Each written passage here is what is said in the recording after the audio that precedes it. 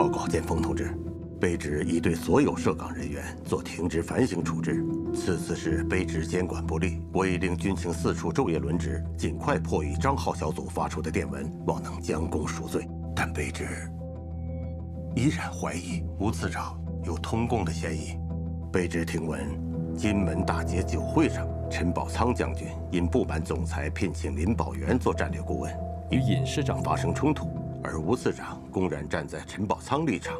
之前，陈宝仓就因资共被审查，虽然因为证据不足而暂时搁置，但卑职肯定他一定与共谍有关。眼下陈将军即将赴台中核查军备，并直接向吴次长汇报，而吴次长也要参与西南作战。抗战时，他们就在第4区共事，若二人联手，恐对党国不利。你呢？尽快找人落实此事吧。是。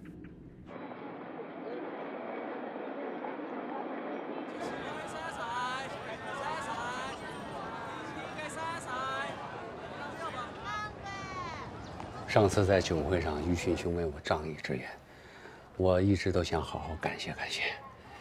本来呢想去年到府上设宴款待，可是呢那弟妹又没在，我又不会做，所以呢就出来找了一家福州小馆啊，这几个菜都特别的好啊。关键是这会儿那个厨师，据说是你们闽侯人。子珍兄太客气了。那你喜欢吃福州菜吗？哎呀，我不喜欢吃，我喜欢吃那些东西都简单。你像什么驴肉火烧啊，我知道。再说了，我请于勋兄，我总不能去请你吃驴肉火烧啊。为什么不能请我吃驴肉火烧啊？走走走，把这些带走，我们去找驴肉火烧。别，于兄，你听我说，我都打听了，台湾地区养驴的就少，就更别说去找驴肉火烧了。来，坐下。困在这岛上，很多人都跟我一样，想吃点家乡的味道，太难了。但是，这个小馆里我这儿有老白干儿。哦。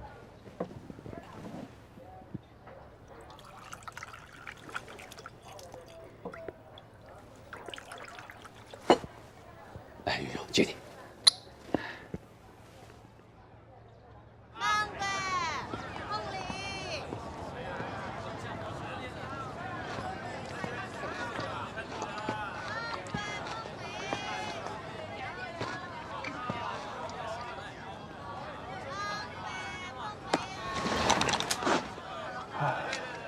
是你啊！哎，来一根，刚买的咸粉。平岁啊，有什么好吃的？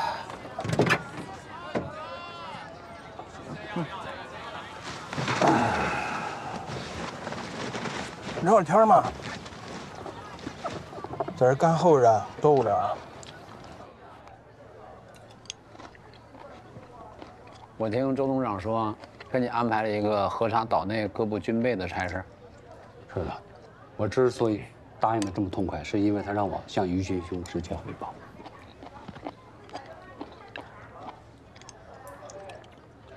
是个好差事。您觉得这是个好差事？好坏参半吧，办好了皆大欢喜，办不好容易得罪人。您可能是忘了我这几年是干什么的。山东兵站总监，国军后勤那点猫腻啊，我再清楚不过了。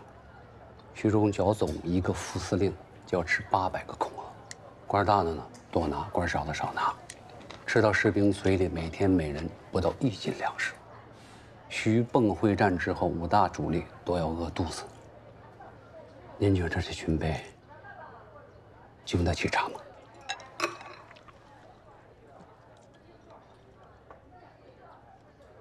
抗战时期不也如此吗？现在想想，抗战胜利以后，我再没带过兵，未尝不是一件好事。在这样的大环境下，想要独善其身，很难。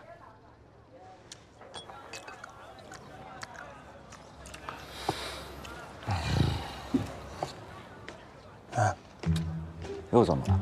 我刚看你那把枪没有击锤啊？这眼睛还挺尖的呀！啊，那可不，我看看呗。平时就好研究这个。啊。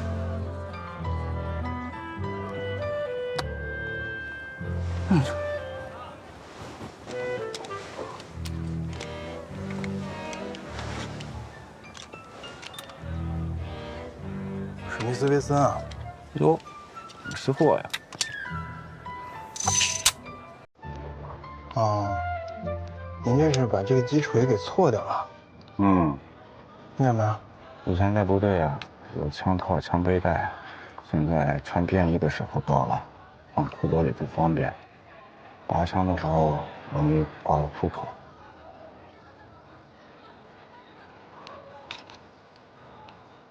您经常爱拔枪啊？你带着枪睡觉啊？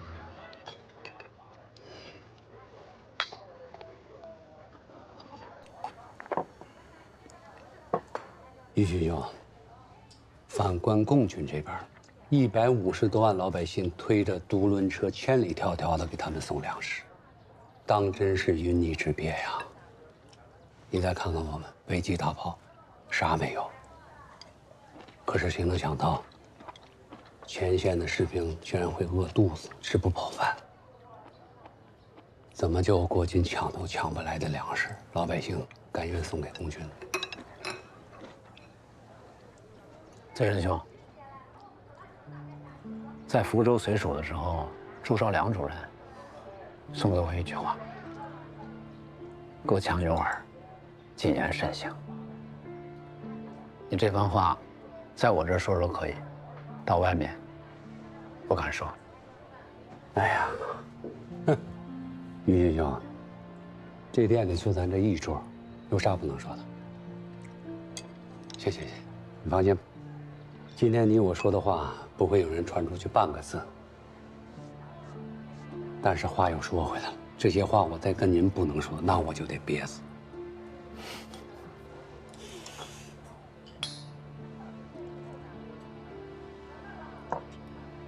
我听说嫂夫人和孩子们也过来了。啊，2个小的过来了。那少城和兰城他们兄妹呢？就和你们这么分开了？不分开怎么办呀？走一步算一步吧。反正我是没想到10月1号那天，连孙夫人、宋庆龄还有张表老、李济深这些名宿都登上了天安门城楼啊。就连张治中将军代表国府去谈判，谈着谈着也留下来了。现如今国军可是节节败退，台湾呢又孤悬海外，能坚持多久，犹未可知。于继兄，我奉劝你该早做打算。该如何打算？怎么打算，我可替您做不了主。哼，但是你得替孩子想想吧，我是替您不值。你看看张治中将军，不想回来，周恩来先生呢，立马设法把他的家属都接到了北京。你再看看我们这边，保密局3天2头的找您麻烦。儿孙自有儿孙福。比起烧城、兰城，我倒更担心自珍兄你的口快心直。弄不好这在台湾会引火烧身的。你还是分好位边，眼睛里揉得半点沙子。哼，是，除非重新托生一回。但你于勋兄可是有点变了。党国不亡，天理难容，这可是您当年说的话。如今您还敢说吗？不敢。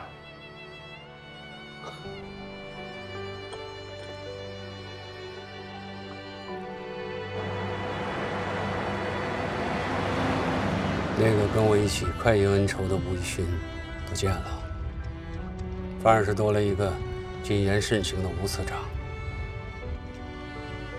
也许是我们太乐观了。自珍兄还是跟当年一样真性情，只可惜我现在没办法跟他开怀畅谈，今天难免扫了他的兴。我倒是觉得吴次长的人品是极其可靠的。几十年如一日，嫖赌抽一样不沾。但是这一点呀，就极为难得可贵。毕竟你们很多年没见了，他谨慎一点也是可以理解。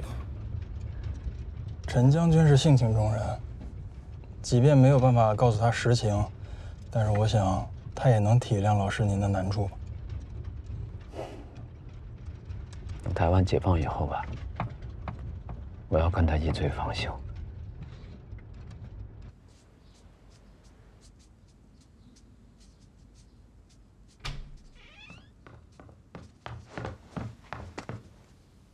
什么事啊？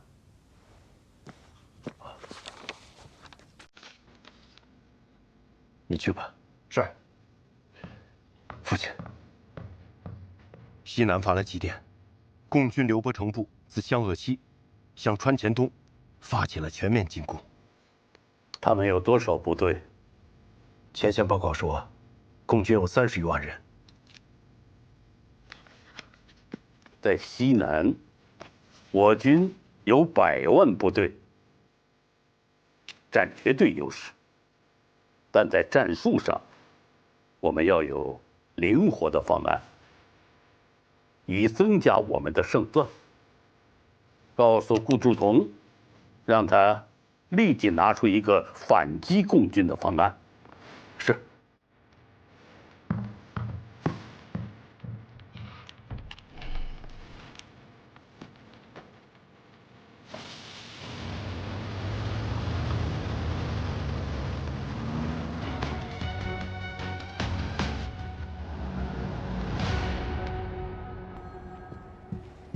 老师，请您去开会。老蒋这是着急了，被刘伯承打了个措手不及。怎么打的？往重庆方向？从湘西直插重庆。老蒋着急是因为重庆和成都他都舍不得丢。那2个日本人出的什么主意啊？他们是想让贵州的卢广文兵团从外线出击，天方夜谭。现在没有任何一支国军的部队可以做到，老蒋他自己也知道不可能。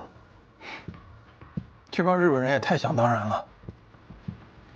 但是国防部还是有明白人，我是担心有人建议在重庆聚集一支大部队，重庆易守难攻，那还真麻烦。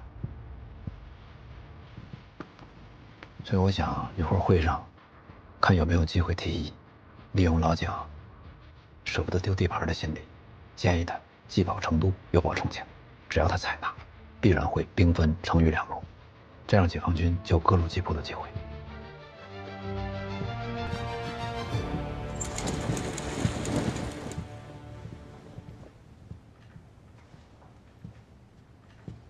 诸位，最近我一直跟随总裁在前线指挥战事。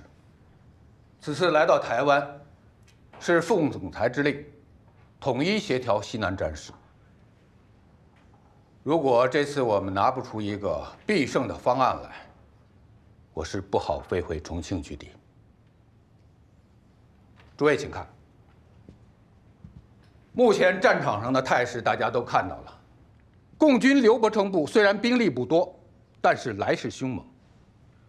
此前国防部判断，共军进攻西南的主攻方向在川北，但现在看来是我们被动了。如果宋希濂主任再退下去的话，川湘鄂边区随属恐怕就要变成重庆随属喽。诸位，我们究竟如何破局反攻啊？我还希望大家群策群力。王连长，你怎么看啊？重庆夺山，易守难攻，连日军也望而兴叹。如果胡主任能够率其麾下13个军40万人之大部，从川北的汉中转往重庆，依托乌江、武陵山，还有长江天险，构筑3道防线，必可解重庆之围。可是共军前锋已逼近全江，而胡主任大军还远在秦岭汉中一带，只有一部在广元、巴中。此计在1个月前甚是可行，现在恐怕远水难解近渴呀。那刘次长，你意下如何呀？我认为应该让宋希濂和黔北的罗广文兵团直接放弃川黔东，收缩兵力，合兵一处，死守重庆。等胡主任大军赶到，在中心开花里应外合，必能将刘伯承置于死地。主动放弃这么多阵地，总裁那里恐怕不好交代吧？况且还有李延年弃守平潭岛的前车之鉴，宋希濂、罗广文也未必肯执行这个命令。如果没有取舍，那多好的计划也是没有意义。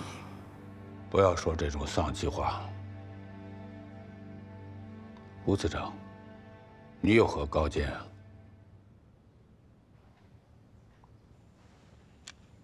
没有高见，只有担心。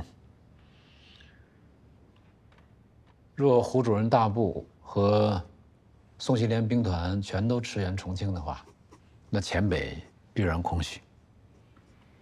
刘伯承若借道黔北、川南，绕过重庆，直取成都，岂不糟糕啊？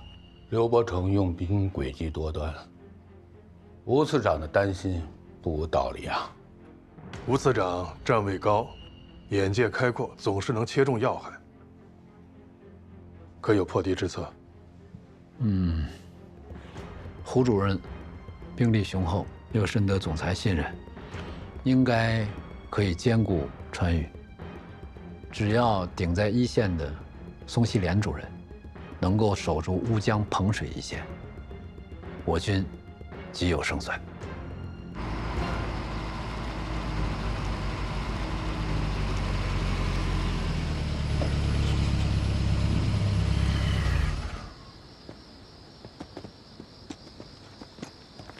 老师，总长怎么跟您说的呀？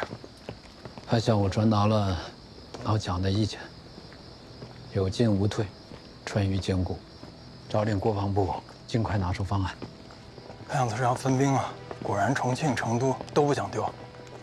老蒋用兵一向如此，总是高估了国军的战斗力。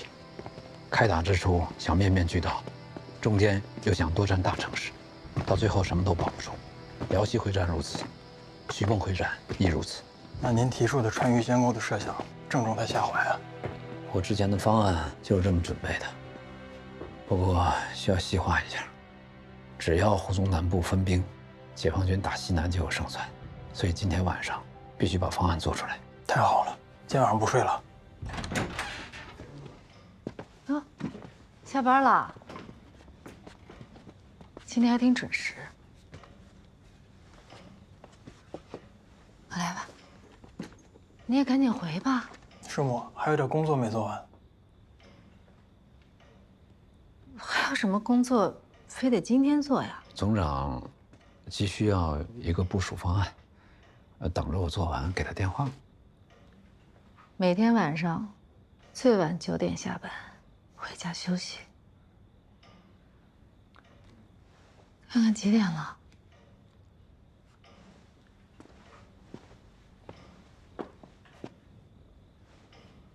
哎呦，还真是的，9点05了。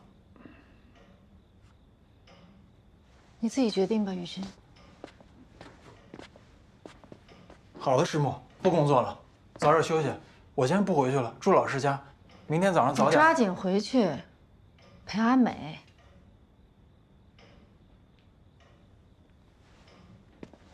早点回去陪阿美，明天早点过来。早点过来。行。那师母，我走了啊，早点休息。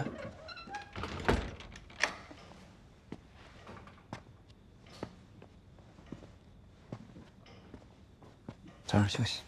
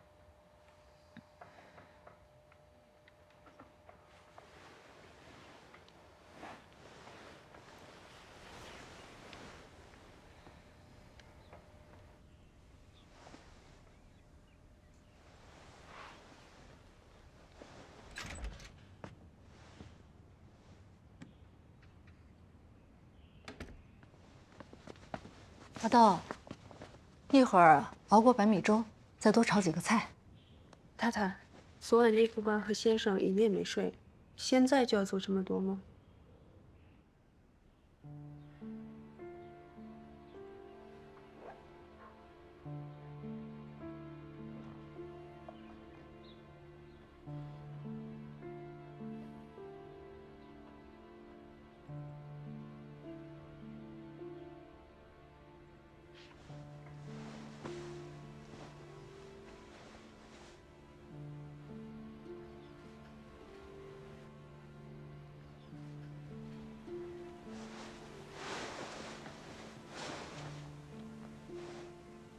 醒了？行了，休息的怎么样？很好。没做梦？没有，可能这几天压力有点大，睡得特别香。刘宇勋，嗯，你什么时候学会跟我演戏了？嗯？阿豆已经跟我说了。谁？阿豆。他昨天看见你跟聂曦在书房待了一晚上。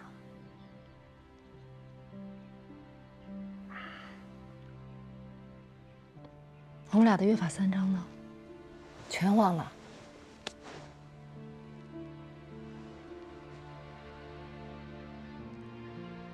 确实有一个很要紧的任务，需要尽快完成。什么要紧的任务？你的命不要紧啊！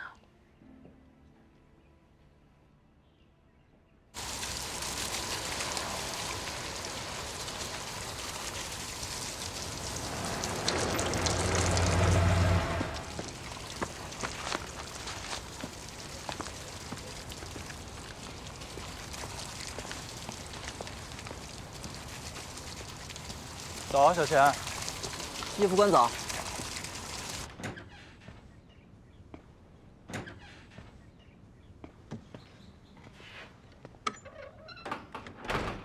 老师，我来了。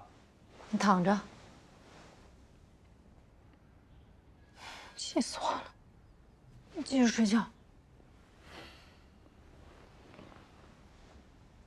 你躺下。好。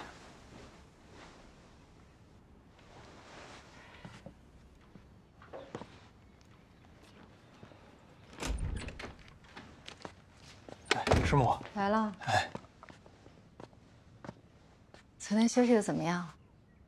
挺好啊，好久没休息的这么好了，还买了早餐，热的。坐吧。哎。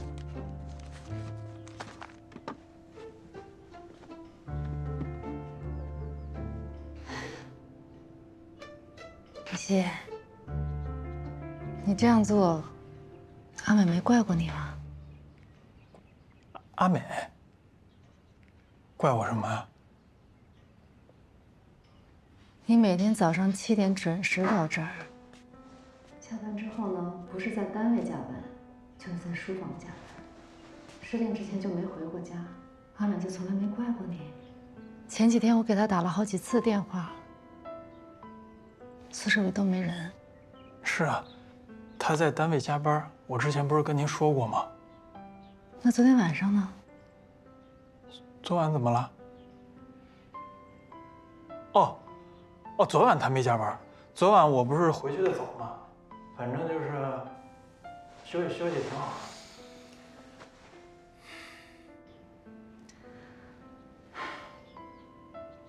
你骗你师母可以，不要总是骗阿美。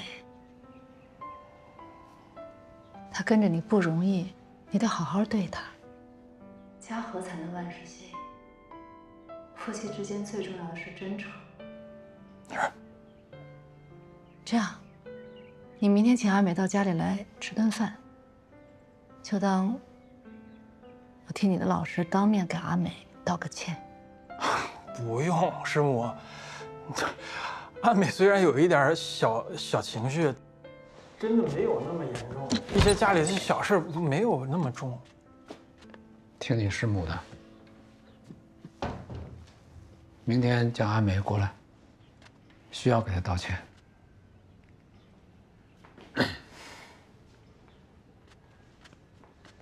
昨天晚上我们在书房工作了一晚上，一夜没睡，暴露了。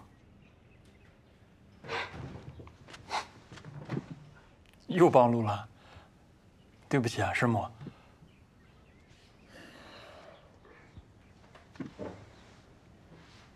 我这一晚上都没睡，2个血压。哎，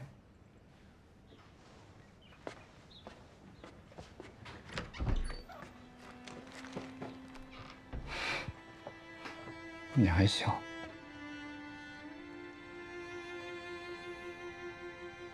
你师母最讨厌别人骗她。我们选择这份工作，不管是你对阿梅，还是我对你师母，心里面都应该有愧疚。是啊，快了，老师。等台湾解放了，我们再好好弥补他们嘛。玉轩，哎，来吧，来了。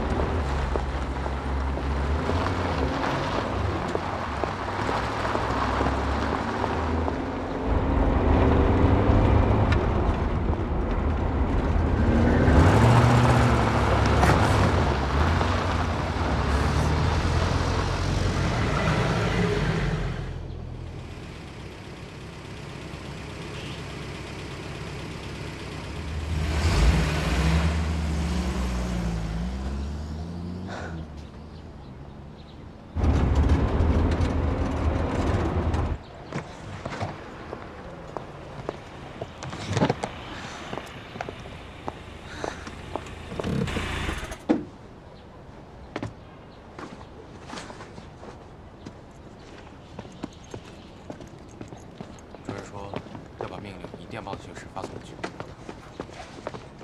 宁副官，走。老板，4根油条啊。好嘞。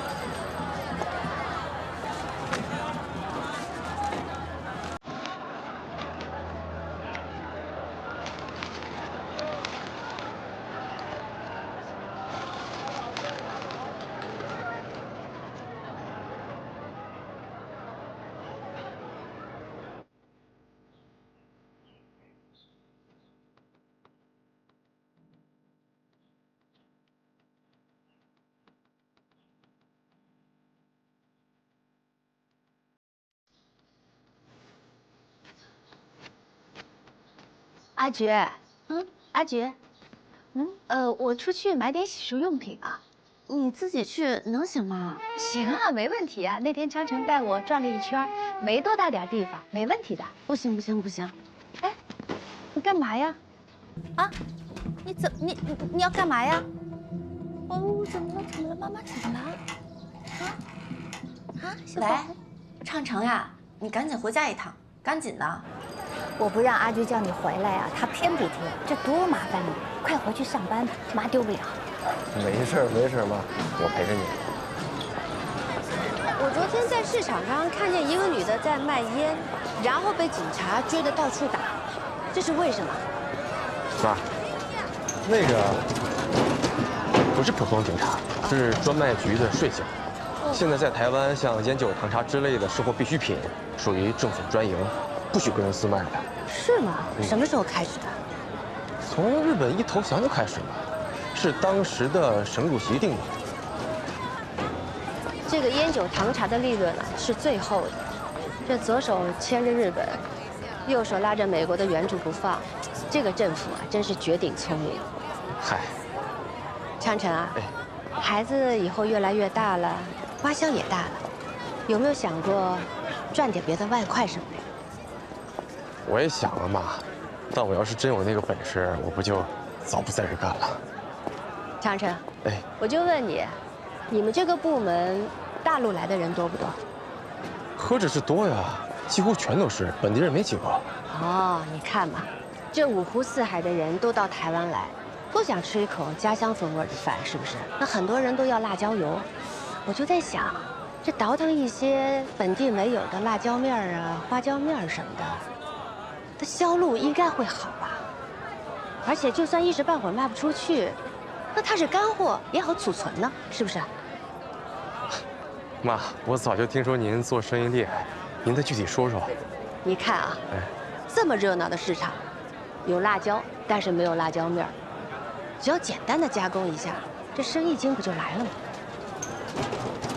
要不趁着今天，咱们俩考察一下，你去寻寻辣椒的价，我呢去找一个加工的地方，咱俩说干就干，分头行动，怎么样？今天啊，啊，我这衣服也不方便啊。想赚钱就要想办法，赢了算你的，输了算我的。行，妈。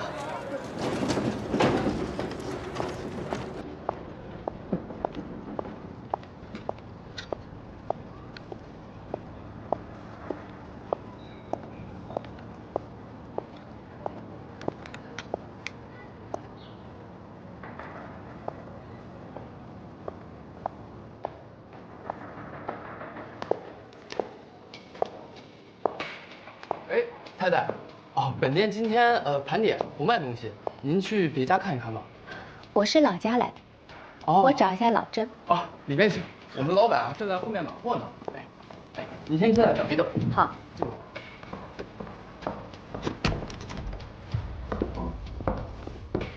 请坐。好，谢谢。我去给您倒点水来。好。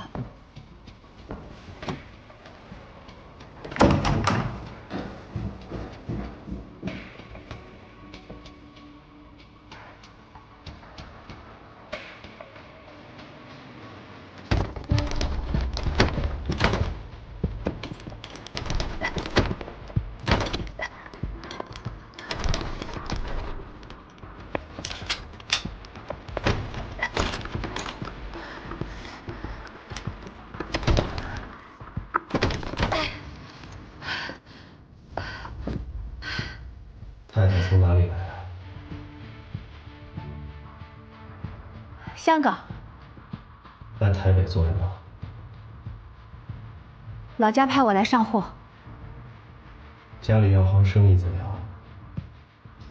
药材生意不好做，现在改卖茶。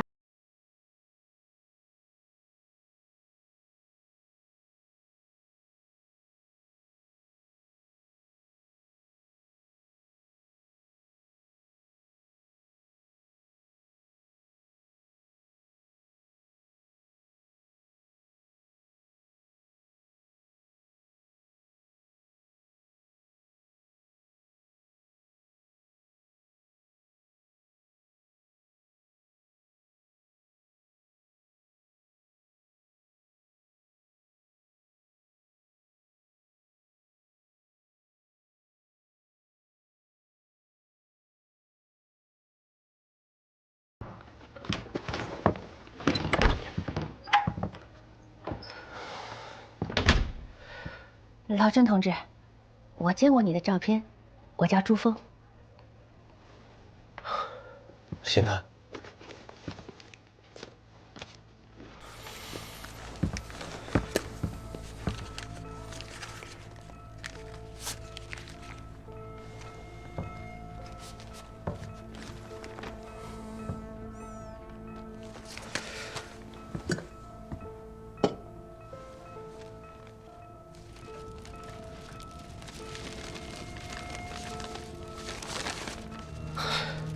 太早睡了，信不能随身带。台湾形势严峻，要谨慎一点。哦，好，理解理解。不紧张了，好了。周峰同志哈，叫我陈太太。你好，老郑同志。哦，陈太太，自从从电台收到万老板的消息，我们第一时间在报纸上登了寻人启事。我几乎天天守在店里，可把你盼来了。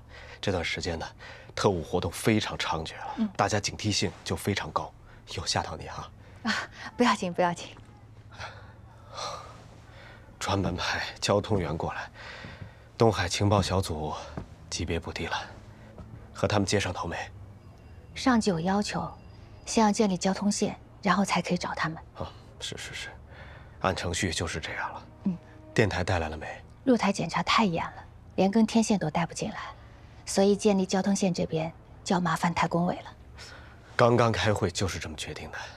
开辟交通线，作为华东局和东海小组的桥梁了。麻烦同志们了。陈太太第一次来台湾啊？第一次。台湾白色恐怖非常严重啊，你人生地不熟，有什么困难就来找我们。好。不过进门前一定要看好，门口黑板写上口感纯正呢，就是可以接头了。口字改成回字，那就危险了，不能接头，记得啊。好，我记住了。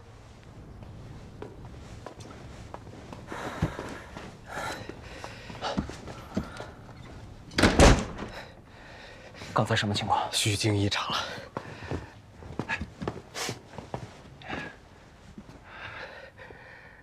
接替张浩同志的交通员，他来接头了。他带来什么情报？没有了。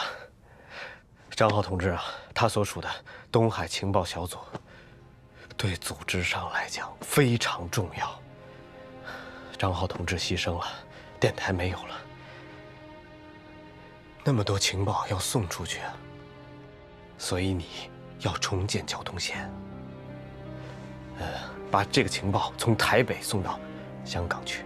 你需要多长时间吗？1周，你给我1周时间，我保证完成任务。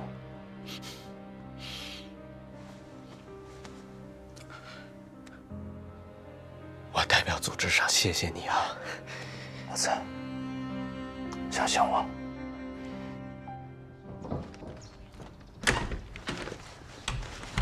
阿菊啊，昌城没有回来吗？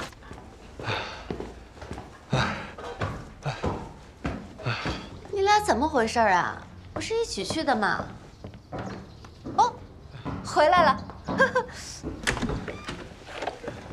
妈呀，妈，您这是跑哪儿去了？我找了您半天，可把我急坏了。哎呀，昌城啊，我刚才感觉啊，我应该是走错了一个岔口，我感觉怎么越走越远，越走越远啊！后来我干脆找了一辆黄包车就回来了。啊，哎，那您找到磨辣椒面的地方了吗？找到了，找到了。我找了一个中药铺，那个老板人很不错，我跟他说啊，让他替我们加工，完了以后呢，卖掉1包就可以抽1包的成，他很爽快的答应了。哦，对，刚才我写了一个地址，我觉得呀，离我们这儿应该不算很远，你看看是不是？啊，这家，但在这中药铺门口卖辣椒面儿，这能行吗？只要老板同意，有什么不行的？而且我觉得那家店啊，它前面是车水马龙的，人非常多，我觉得有生意可做。那我试试。试试啊！哎。